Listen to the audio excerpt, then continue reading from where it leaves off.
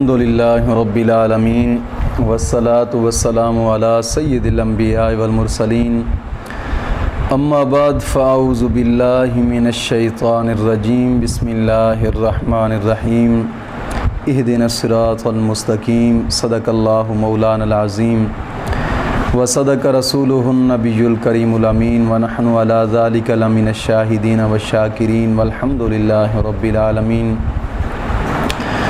روحانی پاورفل وظائف میں سے آج کا ایک اہم سبق اور ایک اہم وظیفہ ان لوگوں کے لیے کہ جن کی اولاد اپنے والدین کی فرمانبرداری نہیں کرتی،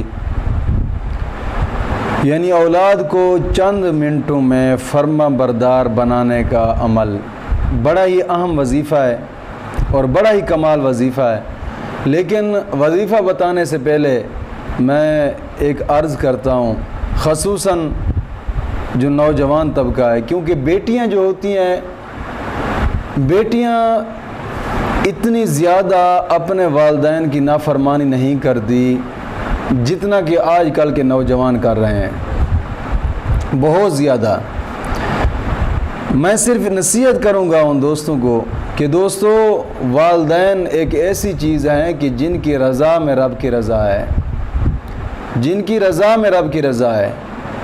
والدین ایک اہم اور ایک ایسی چیز ہیں کہ نبی اکرم صلی اللہ تعالی علیہ وسلم کا فرمان مبارک ہے کہ جس آدمی نے صبح اٹھ کر صبح کی نماز پڑھی اور صبح اٹھ کر اپنے والدین کے چہرے کو محبت کی نگاہ سے دیکھا ہے، مولا کریم اس کو فرضی حج کا ثواب عطا فرماتا ہے۔ یعنی والدین کا بڑا ہی درجہ ہے۔ میں کہتا ہوں کہ وہ بھولے بھالے لوگ ہیں کہ جو اپنے والدین کی اتنی نافرمانی کر جاتے ہیں، اتنی نافرمانی کر جاتے ہیں کہ انتہا درجہ کی۔ امام اعظم ابو حنیفہ رحمۃ اللہ تعالی علیہ، آپ کے اقوال میں سے ایک بات ملتی ہے، آپ سے کسی نے آ کر پوچھا کہ حضور میں نے منت مانی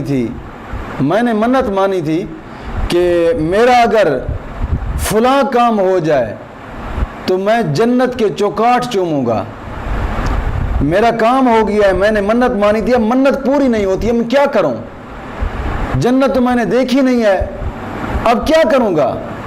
تو امام صاحب نے فرمایا کہ تم ایسا کرو کہ تم جاؤ اپنے والدین کا محبت کی نگاہ سے ماتھا چوم لو، ایسا سمجھو تو نے جنت کے چوکاٹ چوم لی ہے۔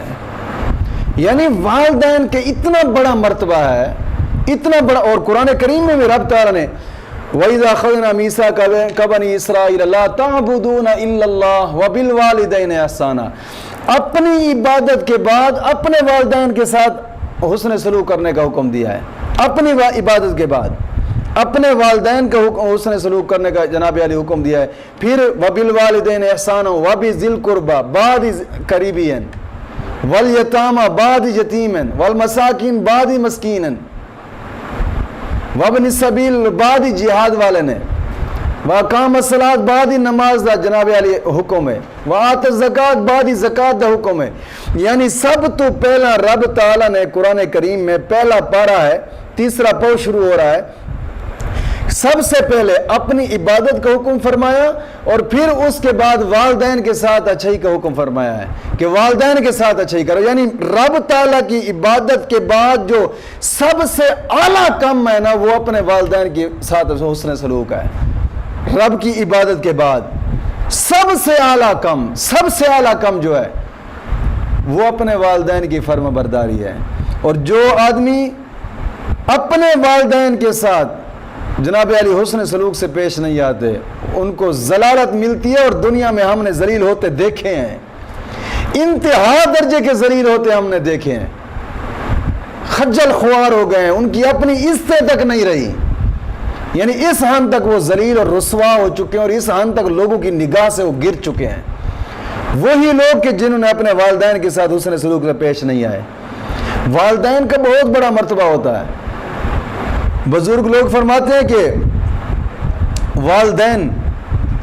والدین کی دعا جو ہوتی ہے نا، دعا راستے میں کہیں رکتی نہیں، ڈائریکٹ رب کے عرش کے ساتھ جا ٹکراتی ہے۔